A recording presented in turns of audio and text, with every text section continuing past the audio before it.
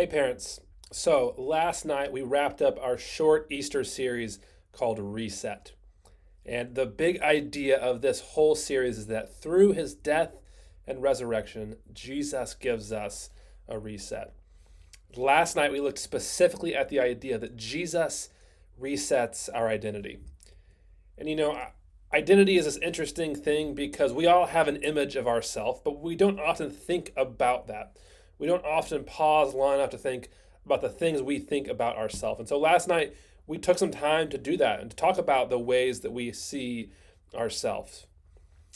And to help us understand this idea, we looked at the story of Peter, and we started with the moment in which he denied Jesus 3 times. And we talked about how Peter must have felt in that moment, how he must have felt like a failure, like a coward. And you can imagine all the other things that Peter would have felt about himself in that moment. But then we also looked at the story where after Jesus' resurrection, he comes and he eats breakfast with Peter, and then they have this really interesting conversation in which Jesus asks Peter 3 times, "Do you love me?" And each time Peter says, "Yes, Lord, you know that I love you." And so Jesus says to him, "Feed my sheep." And what Jesus is doing in that moment is he is building Peter back up. He's reminding him of his true identity and his true calling and purpose. He's saying, "You are not defined by those failures, but here's what I have called you to do, to feed my sheep." Another place in Scripture, Jesus calls Peter the rock upon which he will build the church.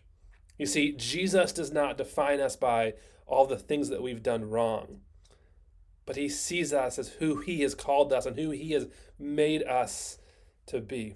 And so through his death and his resurrection, Jesus tells us that we are loved, that we are valuable, and that we are children of God. And so it's easy for us to realize that, but it's hard for us to live in that reality because so often we are bombarded by so many other lies about who we are or who we are supposed to be. And so we wrapped up our time last night by simply having students stop and just think about, who do I see myself as? How are the ways that I would describe myself?